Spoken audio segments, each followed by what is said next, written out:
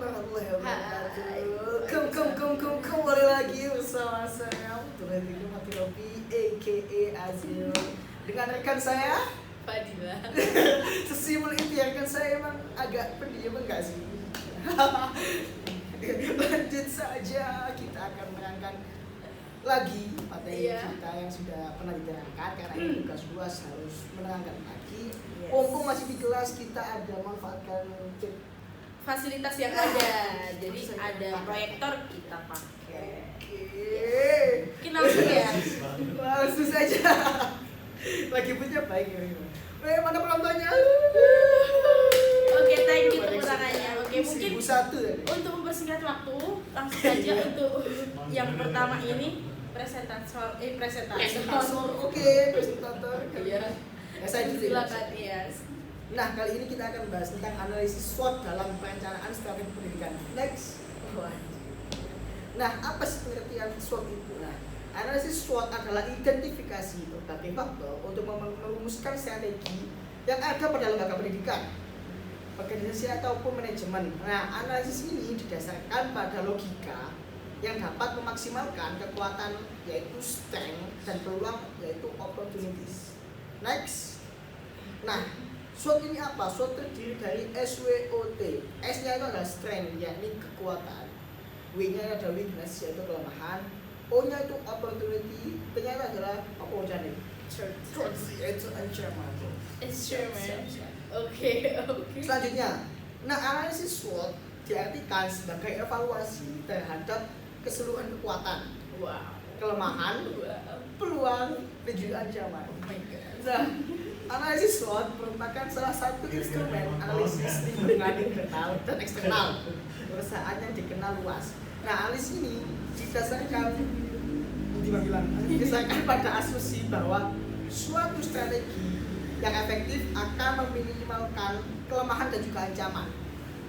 Nah, bila diterapkan secara akurat, asumsi sederhana ini mempunyai dampak yang benar atas rancangan suatu strategi yang berhasil. Nanti secara jelasnya akan dijelaskan Pak Fadila, nanti ada kata-katanya gitu ya tentang strength itu. Gimana? Oh iya, maaf.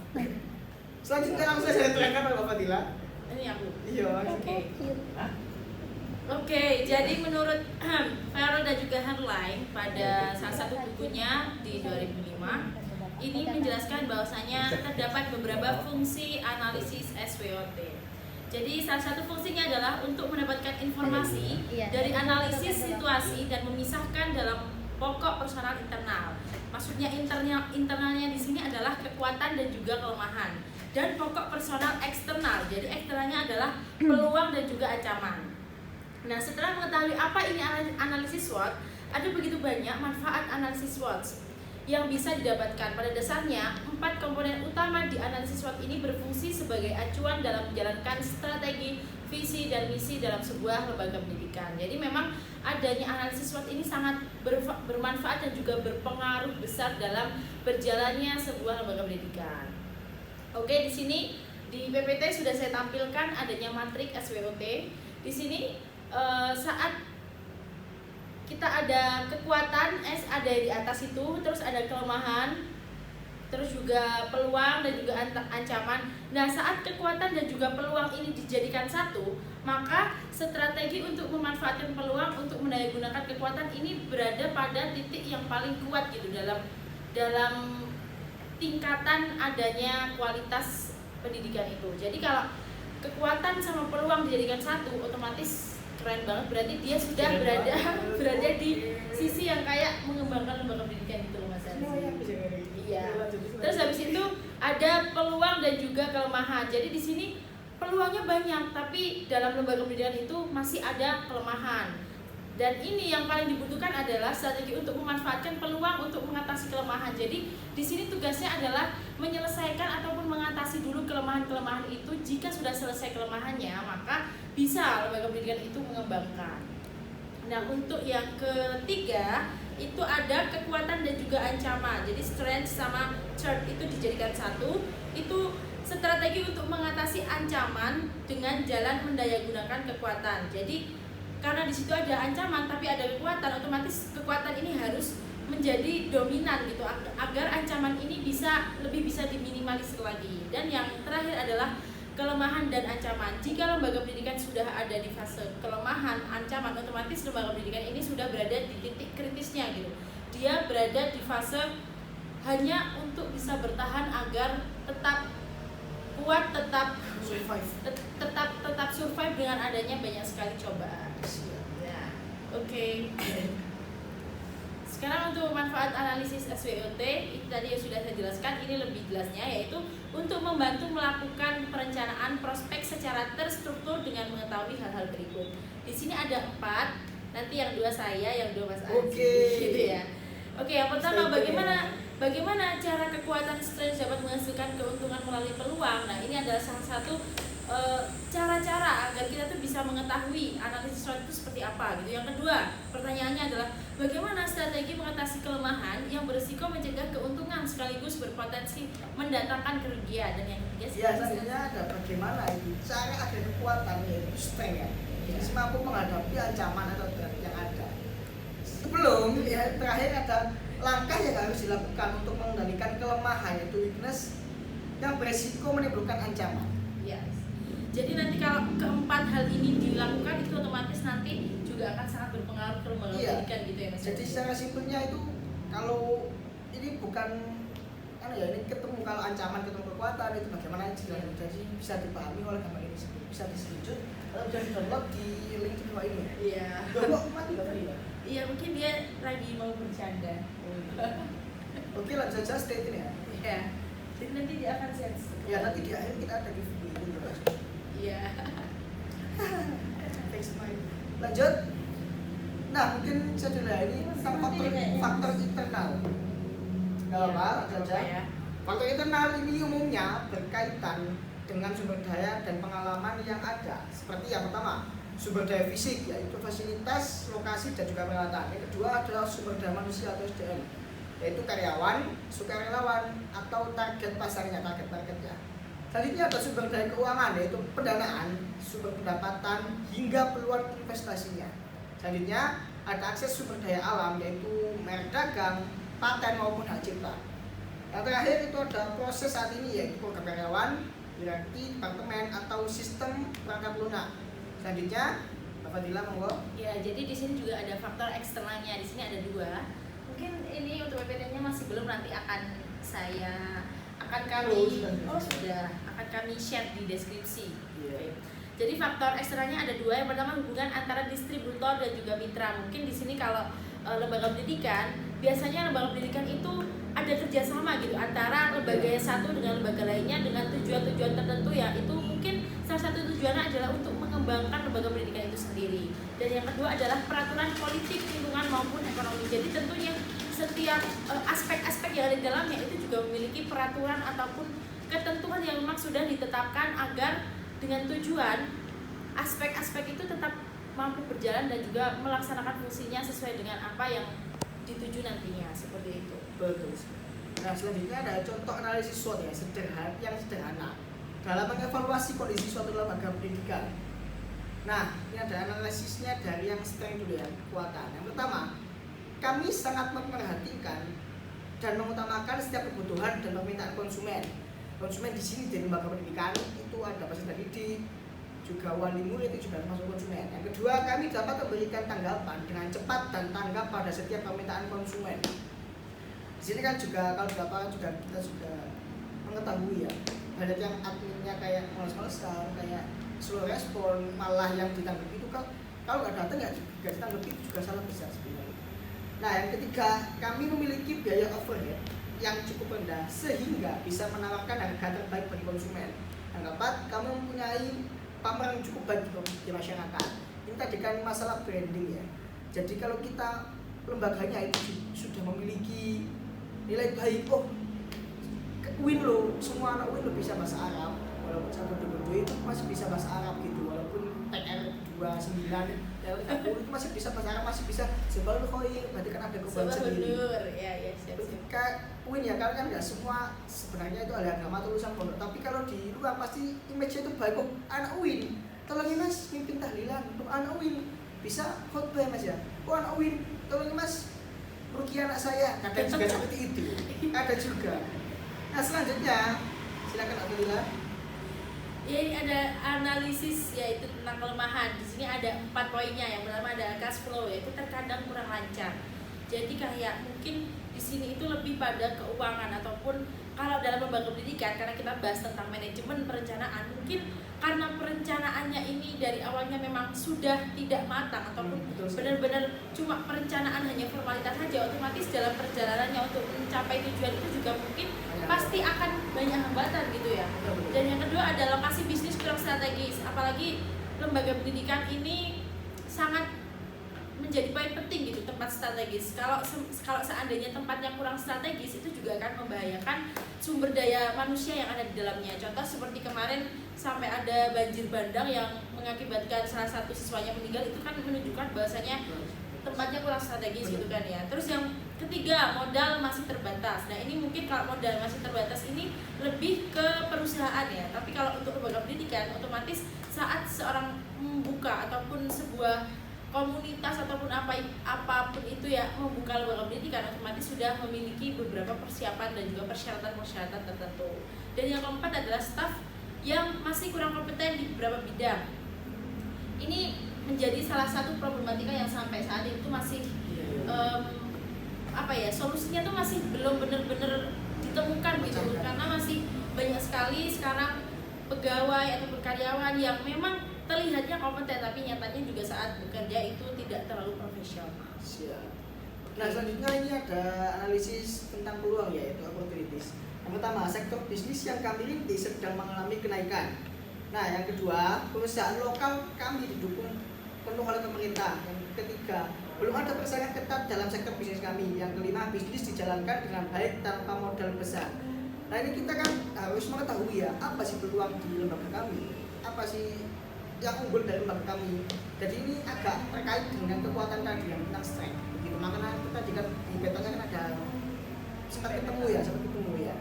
Jadi kalau win mungkin peluangnya kita bisnisnya kami itu sedang mengalami kenaikan. Mungkin tahun ini win terbaik di Indonesia, yang kedua mungkin win Malang, atau yang pertama win Malang. Itu kan berarti kita punya peluang, berarti kita ini punya peluang untuk menarik perhatian wilayah kayak sekitar ataupun dari adik-adik SMA yang mau mencari universitas untuk di apa jadi? Untuk dibrandingkan. Enggak sih, untuk dimasuki, untuk dijadikan minat. Iya, ya? of course. Apa gila, terima kasih ya. Sama-sama. Belum. Kita Nah, perusahaan lokal kami didukung oleh pemerintah. Kalau kita sih udah pasti ya, walaupun nggak 90% didukung, tapi paling tidak kami masih difasilitasi oleh pemerintah. Kenapa pemerintah harus mendukung kami? Karena kita punya keunggulan, yaitu kekuatan tadi. Nah, belum ada persaingan ketat. Seperti halnya di Malang, kalau kampus Islam negeri ya hanya UIN gitu. Kalau kampus negeri biasa itu kan ada persaingan ketat antara UIN dan UIN. Jadi kalau ada peran mayoritas 90% ya, kalau saya tanya ke teman saya itu anak lulusan MAN di daerah Malang itu pasti carinya pertama UIN, kayak udah sangatnya gitu. Jadi ya, jadi kayak pilihan utamanya itu UIN begitu. Jadi kan belum ada persaingan yang begitu ketat di antara kampus-kampus di Malang ini. Nah, yang selanjutnya ada bisnis dijalankan dengan baik tanpa modal besar. Ini lebih ke perusahaan ya. Kalau kayak di lembaga kayaknya agak persiapannya kan pasti lebih besar, lebih matang. Monggo lanjut Jamila. Untuk yang ketiga ada analisis ancaman threat. Ada 3 ya di sini. Yang pertama ada dinamika strategi pesaing berpotensi mengancam kedudukan bisnis kami. Jadi walaupun kalau tadi yang pertama ada peluangnya, sekarang ancamannya. Jadi di sini tuh saat ini ada salah satu universitas yang memang universitas umum, tapi juga merilis ataupun baru membuka salah satu jurusan yang sebenarnya itu menjadi salah satu jurusan unggulan di UIN gitu. Tapi ternyata salah satu kampus ini juga membuka, dan itu juga merupakan PR bagi kami karena itu menunjukkan persaingan yang akan terus sehat sih. Cuma kayaknya persaingannya akan terus ketat semakin meruncing dan bagus kalau untuk pendidikan. Yes, benar sekali. Terus cepatnya perkembangan teknologi berada di luar kendali kami. Ya, memang. Terkadang dengan adanya cepatnya teknologi, apalagi kemarin COVID, kita harus pakai Zoom, pakai Google Meet. Mungkin kalau kita yang ada di Malang ini prepare ya. Tapi kalau yang ada di pelosok, mungkin ada di atas gunung atau di pinggir laut, itu kan kayak susah banget gitu buat nyari sinyalnya. Jadi memang ini adalah salah satu ancamannya gitu. Dan yang ketiga, kurangnya minat dalam mendanai industri yang kami tekun. Jadi mungkin terdapat beberapa lembaga yang bukan lembaga ya, lebih ke komunitas yang kita ajak kerjasama itu apa ya, masih merasa bahwasanya kita belum memenuhi syarat ya. Jadi kayak kita kurang menarik benar apa yang dikatakan Mas Aziz. Dan memang ya itu juga PR buat kita untuk lebih mengembangkan agar kita tuh bukan meminta investor tapi diminta investor, seperti itu sih. Nah, dari penjelasan di atas tentu sangat membantu dalam pemahaman mengenai analisis SWOT itu sendiri. Dan di sini ada beberapa cara untuk menyusun analisis SWOT dan pengembangan pendidikan. Di sini ada 3. Yang pertama, mengumpulkan pihak yang terlibat. Jadi orang yang akan kita libatkan dalam pelaksanaan analisis SWOT ini perlu kita kumpulkan. Dan yang kedua, membuat pertanyaan terkait analisis SWOT. Seperti tadi yang sudah kita bacakan berdua, itu salah satu contoh pertanyaannya. Dan yang terakhir adalah mengumpulkan jawaban dan juga mengevaluasi. Nah, mengumpulkan jawaban ini bisa melalui kuesioner Google Form, bisa melalui kuesioner secara offline ataupun cara-cara lainnya. Mungkin ada ide? Iya, terima kasih Mbak Dila. Ada ya? Kan ada. Ada. Aku kira nggak ada. Ya kan kemarin juga pas kita presentasi juga ada pertanyaan kan. Yes. Kalau analisis seperti ini itu kan pasti membutuhkan biaya, membutuhkan dana, membutuhkan kemampuan yang khusus. Yes. Nah, apakah bisa kayak lembaga yang kecil atau yang baru melakukan analisis SWOT ini? Menurut saya, dan kalau saya baca dan juga saya diskusikan dengan Mbak Fadila ya, itu sangat bisa. Sangat bisa. Mungkin meminimalisir dana atau dana itu kan yang pertama kan mengumpulkan biaya yang terlibat dong. Jadi kita kan nggak harus mengumpulkan, kalau untuk lembaga ya nggak harus mengumpulkan semua pihak yang terlibat. Mungkin dari satu divisi itu satu, ataupun kalau nggak punya dana sama sekali untuk mengumpulkan, juga kita bisa turun terjun langsung ke lapangan kayak menanyai sih apa sih ya menurut sampai kayak ke administrasinya, menurut saya kekurangan di lembaga kita apa sih, kekuatannya apa sih, itu kan bisa. Jadi kita kan nggak harus mengumpulkan membuat rapat dan lain-lain. Seperti itu, lanjut saja ke Mbak Fadila yang bertanya. Oke, jadi di matriks yang sudah saya jelaskan tadi itu kan ada 4 ya. Nah di situ nanti juga akan ada pembagian pembagian posisi-posisinya. Jadi ada posisi 1, posisi 2, posisi 3, posisi 4. Di sini posisi 1 adalah konservatif. Konservatif di sini juga akan ada penjelasan secara rincinya. Nanti kami akan menyediakan makalah di deskripsi gitu ya. Dan yang kedua ada posisi agresif, yang ketiga ada posisi defensif, dan juga yang keempat adalah kompetitif. Kompetitif berarti kita berdaya saing, kita kayak saling bersaing gitu agar ya memang namanya kompetitif, otomatis kita benar-benar harus berusaha mengembangkan sekembang-kembangnya. Sekembang-kembangnya, oke siap. Di sini selesai. Itu kan sedikit lagi ya, stay tune. Selanjutnya adalah strategi analisis SWOT. Nah, untuk memudahkan dalam melakukan analisis, bisa melakukan salah satu strategi kombinasi dari 2 poin SWOT. Nah, adapun kombinasi komponen analisis SWOT adalah sebagai berikut. Fokus yang pertama, yaitu fokus pada kekuatan yaitu strength, dan juga peluang yaitu opportunity, untuk menghasilkan alternatif yang lebih efektif dengan cara mengoptimalkan kekuatan internal agar dapat menciptakan peluang eksternal. Langsung awal. Oke. Di sini ada kelemahan dan juga keterbatasan analisis SWOT. Jadi pastinya analisis SWOT itu nggak mesti plus, pasti ada minusnya gitu, ada kekurangannya. Di sini ada 4. Yang pertama adalah analisis SWOT terlalu menekankan kekuatan internal dan tidak terlalu mempertimbangkan ancaman eksternal. Para pembuat strategi harus selalu waspada dengan ancaman eksternal karena hal tersebut juga memiliki pengaruh yang besar terhadap lembaga pendidikan. Jadi harusnya itu kita nggak boleh dominan ke internal aja, tapi harus bisa menyeimbangkan antara internal dan juga eksternalnya gitu. Dan yang kedua adalah bersikap statis dan berisiko mengabaikan kondisi yang berubah. Kayak contohnya kita kan nggak tahu ya kalau bakal ada COVID gitu. Nah itu kita sebenarnya harus mempersiapkan itu, tapi karena analisis SWOT ini berada di awal biasanya, kalau nggak gitu berada di akhir. Jadi kita tuh tidak bisa tiba-tiba langsung mengubah terlalu bersiap. Itu nggak bisa. Ada ini ada salah satu kelemahannya. Yang ketiga, analisis SWOT dapat terlalu menekankan pada satu kekuatan atau elemen strategi. Dan yang keempat, suatu kekuatan tidak menjadi keunggulan kompetitif. Jadi kita tidak boleh terpacu pada program satu ini. Ini unggul pasti selamanya akan unggul, itu tidak boleh. Kita harus selalu berkembang. Kembang-kembangnya. Iya. Nah, selanjutnya ini ada organisasi SWOT pada lembaga pendidikan. Yang pertama ada tenaga di bidang politik ya. Tantangan ya. Iya maaf.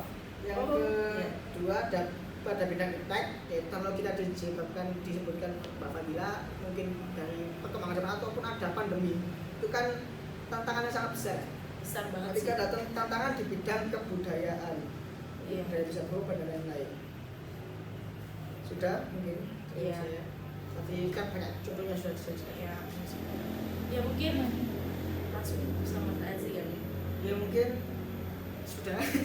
Kalau saya ya mungkin karena kita juga sudah menjelaskan dengan cukup panjang lebar, Ya. jadi kita sangat mengapresiasi untuk teman-teman yang udah melihat video ini dan semoga video ini bermanfaat untuk teman-teman semua. Thank you juga untuk Mbak Ferry yang udah membantu menjadi kameramen gitu ya. Mbak Iin juga Ya. sebagai Support sih kita pendengar yang tiga baik. detik. Iya. Mohon maaf jika saya dan juga Mas Aziz Ya. mungkin kalimatnya ada yang kurang benar ataupun Ya. informasinya ada yang Karena kurang. memang saya cadel, jadi memang. Nggak boleh gitu. Oh, iya, siap. Astagfirullah. Nanti mungkin teman-teman bisa komen ya dan juga jangan lupa subscribe. Jangan lupa follow Instagram kami. Yes, ya. right. Saya di Azio20 dan juga Fadila_AF_RRMH. Oke. See you. Assalamualaikum warahmatullahi wabarakatuh. Wah.